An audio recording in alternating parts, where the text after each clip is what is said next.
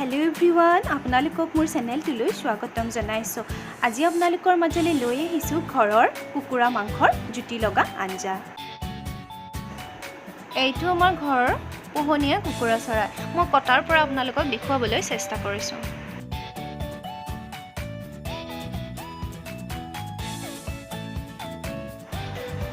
যদি ভিডিওটো চাই ভাল লাগে তেনেহলে লাইক কৰিব, কমেন্ট কৰিব আৰু শেয়াৰ কৰিব। আৰু যদি মোৰ চেনেলত নতুন তেনেহলে সাবস্ক্ৰাইব কৰি দিব আৰু কাষতে থকা বেল আইকনটো ক্লিক কৰিব যাতে নতুন নতুন ভিডিওৰ নটিফিকেশন পাই থাকে। মুৰ্গীটো চাওক, দেখুৱাবলৈ চেষ্টা কৰিছো। বঠিৰে কাটিছো আৰু সৰু সৰু পিচ কৰিছো।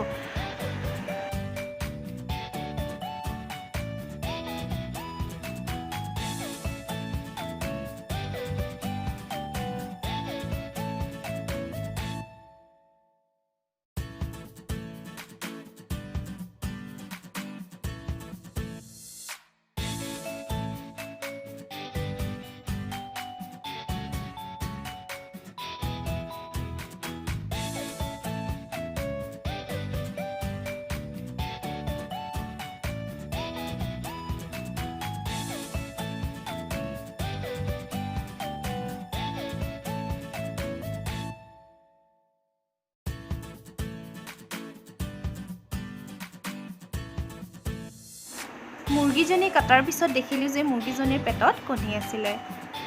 দেখি উঠি খুব বেয়া লাগিছে, কিন্তু উপায়টো নাই। মুৰ্গীটো মৰিলে যিহেতু পেটলে যাবই আমাৰ।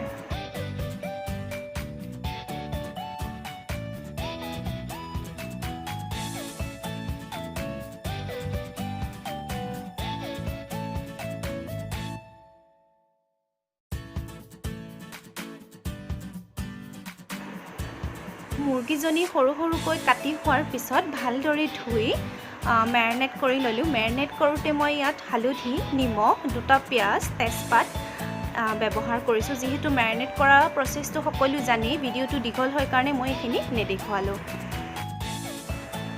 মেৰিনেট কৰা চিকেনখিনি আধা ঘণ্টাৰ বাবে এনেদৰে ৰাখি দিম।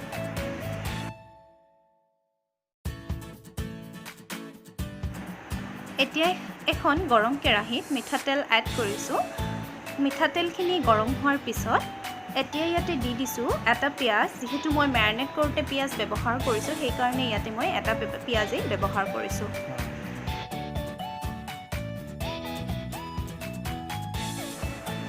আৰু লগতে ইয়াতে এড কৰিছোঁ 2টা তেজপাত।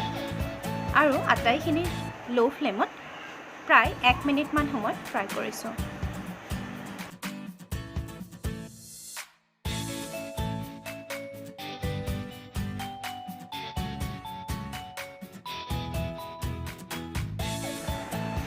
এতিয়া ইয়াতে এড কৰিছোঁ মেৰিনেট কৰি থোৱা চিকেনখিনি।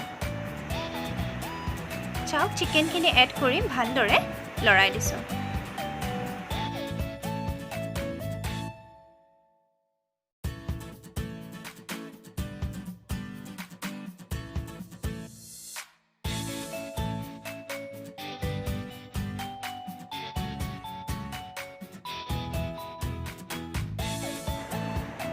চাওক, 15 মিনিটমান সময় মাংসখিনি ফ্ৰাই কৰাৰ পিছত ইয়াৰ পৰা তেল ওলাব আৰম্ভ কৰিছে। যিহেতু মুৰ্গীটো ঘৰৰ আছিলে, অলপ তেল বেছিকৈ ওলাইছে।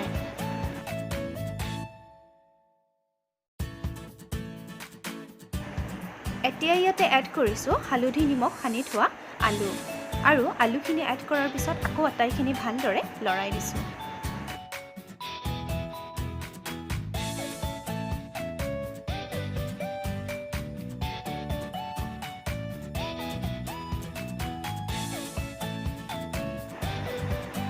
আমাৰ মাংসখিনিৰ খুব ধুনীয়া এটা কালাৰ লৈছে। ইয়াত মই কোনো বেলেগ মছলা ব্যৱহাৰ কৰা নাই। এতিয়া ইয়াতে এড কৰিছোঁ এটা বিলাহী। বিলাহীখিনি এড কৰাৰ পিছতো আকৌ আটাইখিনি ভালদৰে মই লৰাই দিম।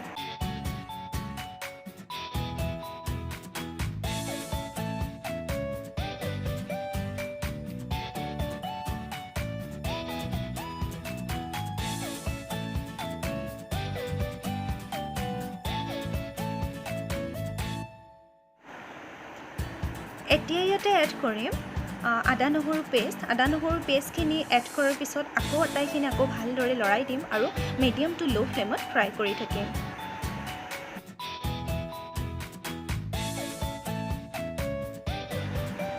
লগতে ইয়াতে এড কৰিছোঁ পটাত পিচি লোৱা জিৰা জালুক আৰু আটাইখিনি এড কৰাৰ পিছত আকৌ মাংসখিনি ভালদৰে লৰাই দিম।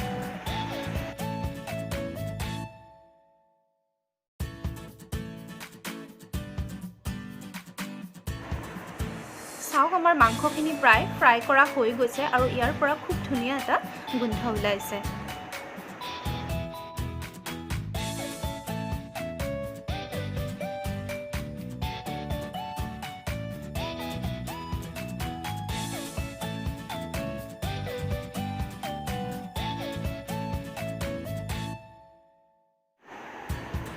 এতিয়া ইয়াত গৰম পানী এড কৰে।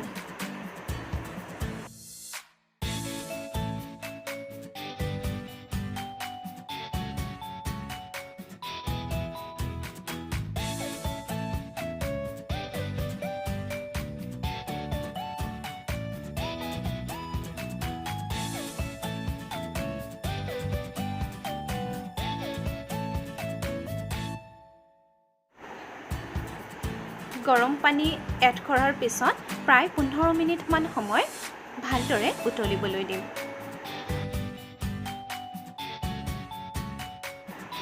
চাওক আমাৰ মাংসখিনি ধুনীয়াকৈ উতলিবলৈ আৰম্ভ কৰিছে। প্ৰায় 15-20 মিনিট সময় এনেদৰে উতলোৱাৰ পিছত গেছৰ ফ্লেমটো অফ কৰি দিম।